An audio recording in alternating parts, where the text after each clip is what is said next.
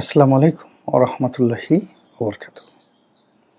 সম্মানিত দর্শক, বাংলাদেশের প্রধানতম রাজনৈতিক দল বিএনপির একটি সম্মেলন হয়ে গেছে এবং এই সম্মেলনের পর সবাই যেটি এক বাক্যে আশা করেছেন যে বিএনপির মহাসচিব পদে পরিবর্তন আসবেন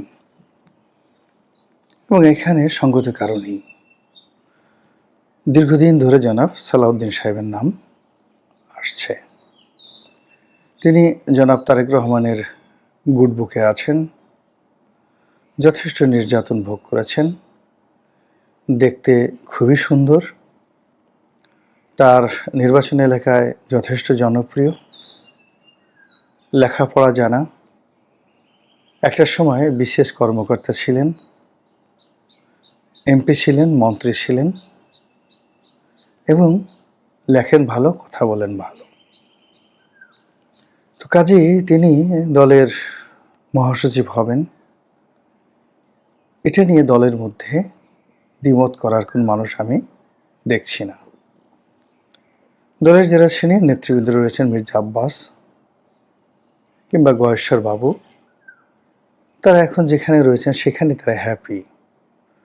তাদের বয়স হয়েছে এবং তারা জীবন সানে এসে কেবলই চাচ্ছেন যে তাদের মামলা মোকদ্দমাগুলো নিষ্পত্তি হোক এবং মৃত্যুর আগে বিএনপি ক্ষমতায় আছে এই দৃশ্যটা তারা দেখতে চান এবং বড় জোর যদি তারা জীবনের শেষ প্রান্তে এসে ভালো কোনো মন্ত্রণালয়ের দায়িত্ব পান, এটি দলের প্রতি কৃতজ্ঞ।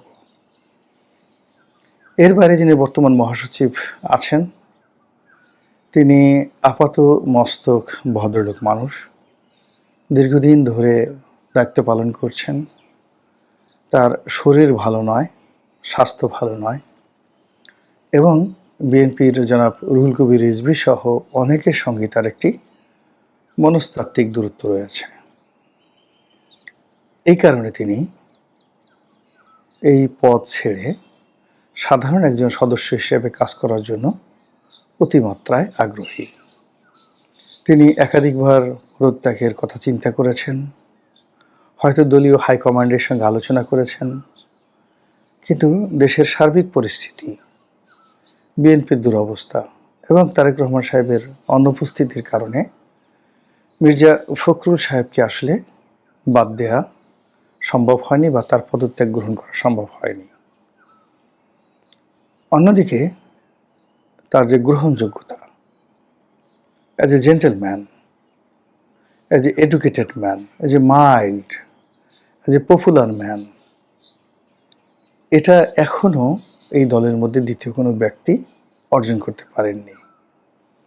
তার যে ওয়েট এবং দেশে এবং দেশের বাইরে তার যে প্রেজেন্টেশন ইংরেজিতে এবং বাংলাতে, ওটাও বিএনপিতে দ্বিতীয় ব্যক্তি নেই। ফলে সালাউদ্দিন সাহেবের যে যোগ্যতা, এটির একটা আলাদা ডাইমেনশন, আর মির্জা ফখরুল সাহেবের যে যোগ্যতা, এটি আলাদা ডাইমেনশন। তো এনিওয়ে, দলের তো সারা জীবন মানুষ সব দলে একই পদে থাকতে পারেন না, এখানে পরিবর্তন আসে, বিএনপিতেও আসবে, এটাই স্বাভাবিক এবং বিএনপির গতি আনার জন্য নতুন একজন মহাসচিব আসবে, এটা দীর্ঘদিন ধরে বিএনপির দাবি। কিন্তু সমস্যা হচ্ছে কয়েকটি। প্রথমত হলো এই যে সময়টি, মানে আপাত দৃষ্টিতে মনে হচ্ছে বিএনপির জন্য খুব সুসময়। বিএনপির কিছু লোক চাঁদাবাজি করছে, কিছু লোক সরকারি পদ পদবি দখল করে ফেলেছে, কিছু লোক ব্যবসা বাণিজ্য শুরু করে দিয়েছে, কিছু লোক স্বপ্ন দেখা শুরু করেছে, অনেকে যারা মন্ত্রী হবেন, এমপি হবেন, তারা সাফারি স্যুট, জিয়া স্যুট যেটিকে বলা হয় সেটি, তারপর নতুন রেবন চশমা, নতুন জুতো কেনা শুরু করে দিয়েছেন। এটা যেভাবে সত্য, একই সঙ্গে বিএনপির মধ্যে যারা একটু জ্ঞান রাখেন, গরিমা রাখেন, তারা আবার নতুন করে পালানোর আতঙ্কে আছেন।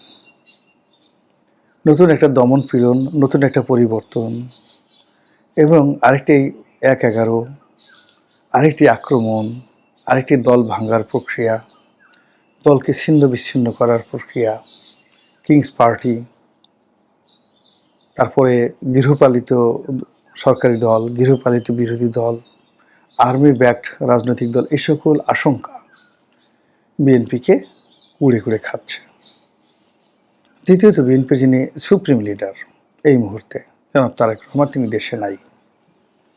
দেশে আসার মতো পরিবেশ তার কাছে মনে হচ্ছে না, এবং তার অনুপস্থিতি তার নিজের রাজনৈতিক ক্যারিয়ারকে শেষ করে দিচ্ছে এবং বিএনপিকে শেষ করে দিচ্ছে।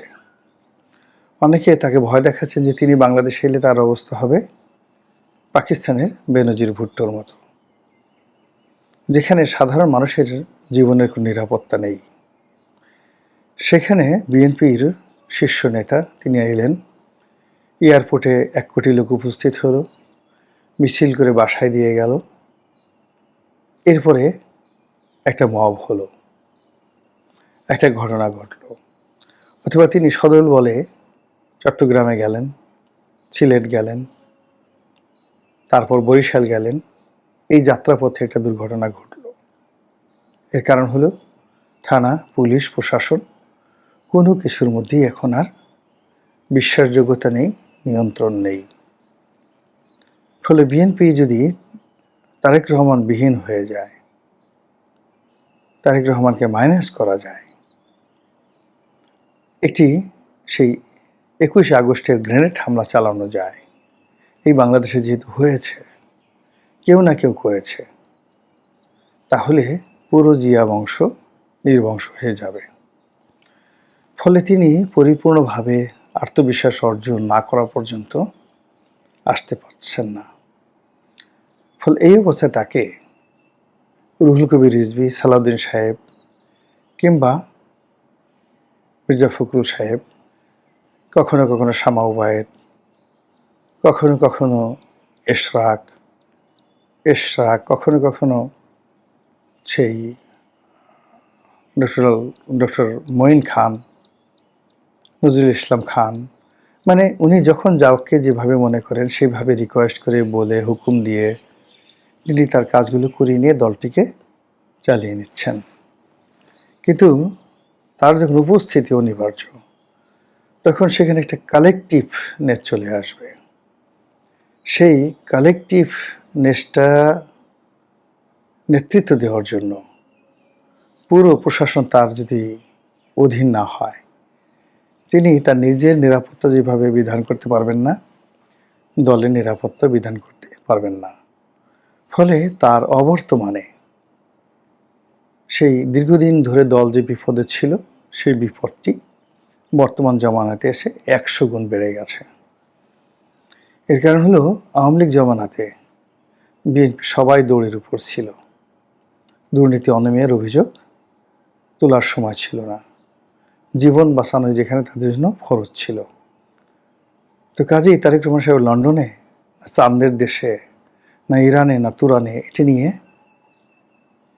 কোনো প্রশ্ন আসেনি।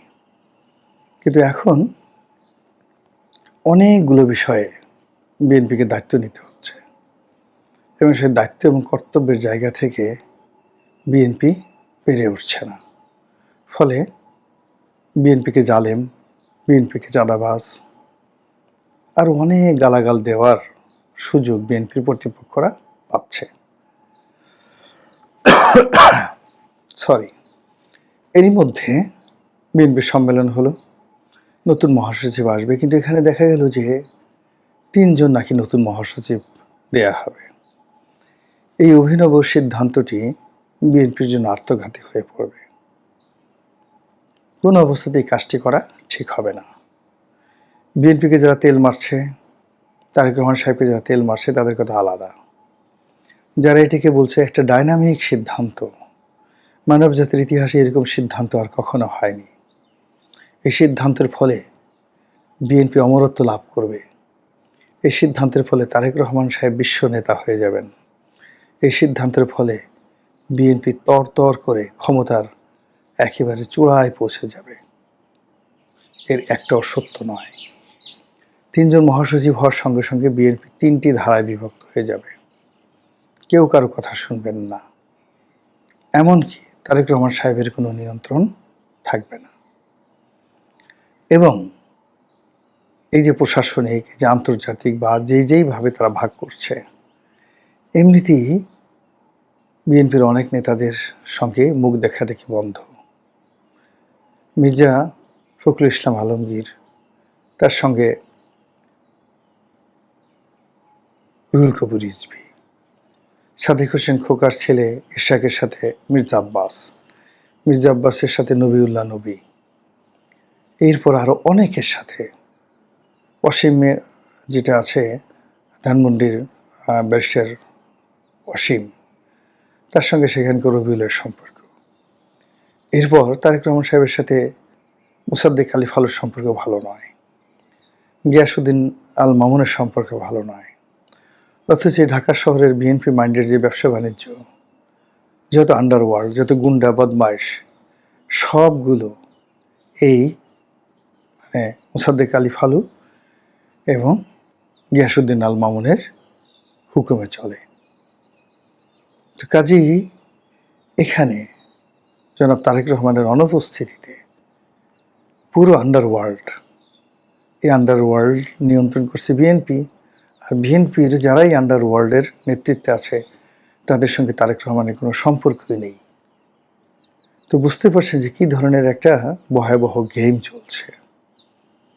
এবং এই গেমের মধ্যে প্রায় প্রতিদিনই সারা বাংলাদেশে 2-10 জন করে আওয়ামী লীগের নয়, বিএনপির নেতাদেরকে বহিষ্কার করা হচ্ছে। এবং এই অবস্থাতে যদি 3 জন মহাসচিব আসে, তাহলে ত্রিচক্রে ভগবান ভূত যে প্রবাদ বাক্য রয়েছে, সেই প্রবাদ বাক্যের মতো হয়ে যাবে। কিংবা ওই যে ত্রিশূল, শিবের হাতে যে ত্রিশূল, এই ত্রিশূলের যে ভয়ঙ্কর পরিণতি, এরকম 3 জন মহাসচিব 3টি ত্রিশূল হয়ে এই দলকে বিপদের মধ্যে ফেলে দেবে। এই দলের একজন ক্ষুদ্র সমর্থক হিসেবে, কর্মী হিসেবে, কোনো রকম স্বার্থের কথা চিন্তা না করে এই কথাগুলো বললাম। যারা শোনার তারা শুনবেন, আর যারা শোনার নয় তারা শুনবেন না। আল্লাহ আমাদের সবাইকে হেদায়েত দান করুন এবং হেফাজত করুন। আসসালামু আলাইকুম ওয়া রাহমাতুল্লাহি ওয়া বারাকাতুহু।